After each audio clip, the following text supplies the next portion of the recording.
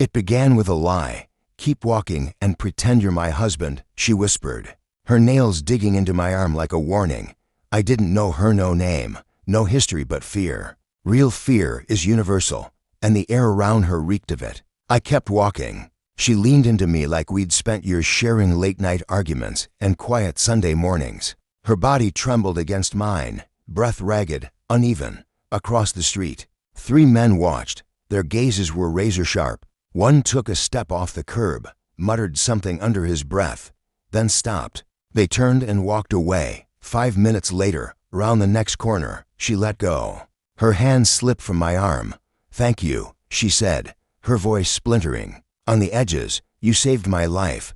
But she had no idea what she'd just done, because that impulsive moment, that whispered plea, placed her squarely in the middle of my war I'd been fighting long before she stumbled into. My story. She just didn't know yet that she'd become a chapter in it.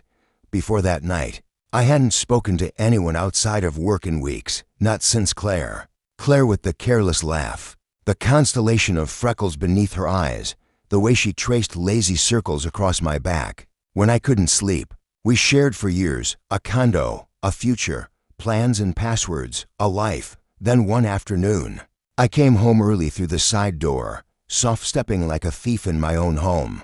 Not to surprise her, just to let her rest if she was napping. The living room was still, but laughter drifted from the hallway, hers and his. I followed the sound to the bedroom. The door was ajar, cracked just enough. She was in bed, tangled in sheets, and she wasn't alone. Mark, my best friend, the man I'd helped through his divorce, the one who stood beside me at my father's funeral, holding my shoulder as I wept. She looked at me, her mouth parted. He froze, neither said a word. I didn't speak either. I simply turned around and walked out. That silence they mistook it for surrender, for devastation. Let them believe I was the broken one, drifting. I wasn't. I was watching, calculating. The first strike was quiet, digital. I'd worked in cybersecurity for over a decade. If you think a password protects a secret, you've never met a man with a shattered heart and endless hours to spare. I cloned Claire's phone, built a mirror. Every message, every photo, every smug little exchange funneled directly to me like sins into a confessional. They'd been at it for 6 months, started during a layover she arranged. She once said I'd love Mark, that we had the same energy. She was right. We did. But she underestimated the quiet kind. They were careless. That was their first mistake. The second was assuming I'd just fade away. I let them get comfortable. Claire kept the condo.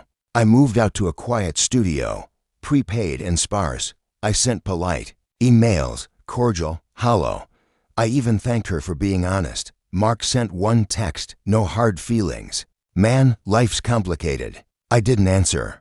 I opened a folder labeled Restructure and filled it with digital confessions texts, transaction logs, overlapping timelines, every breadcrumb. Then I called our accountant and had false financial records drafted. It looked like Claire had been hiding money in offshore accounts, just enough to trigger red flags. Then I called the IRS. The accounts would be frozen within weeks. But that wasn't the masterpiece. That was the overture.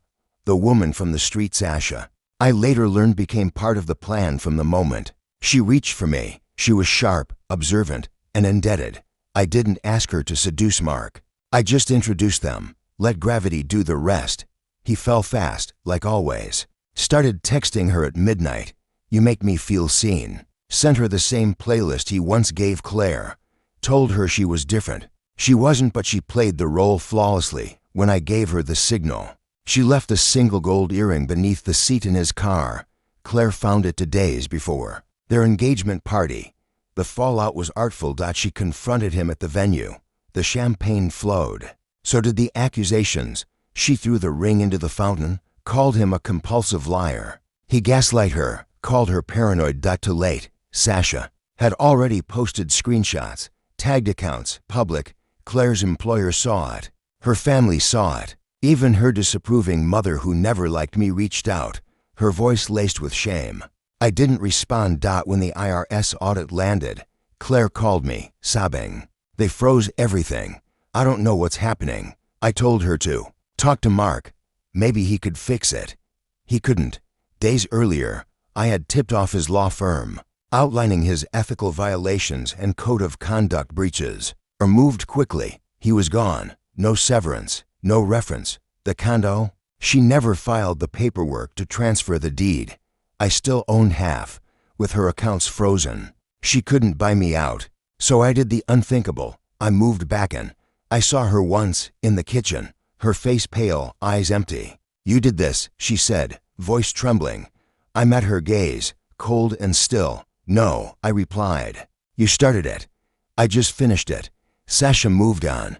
She has a new life, a new city, a new man, a painter in Brooklyn. We text sometimes, not romantically, just respectfully. She saved my life that night in a way neither of us understood. But Claire and Mark, ghosts now, echoes in a space I've since repainted. Names removed from old paperwork, reminders of a storm I walked through and survived. I don't believe in revenge for its own sake, but balance matters. They tipped the scale. I simply corrected it. They thought I would break. They didn't. Realize some men don't explode, they smolder. And when the fire finally comes, it doesn't scream. It devours, quietly, completely.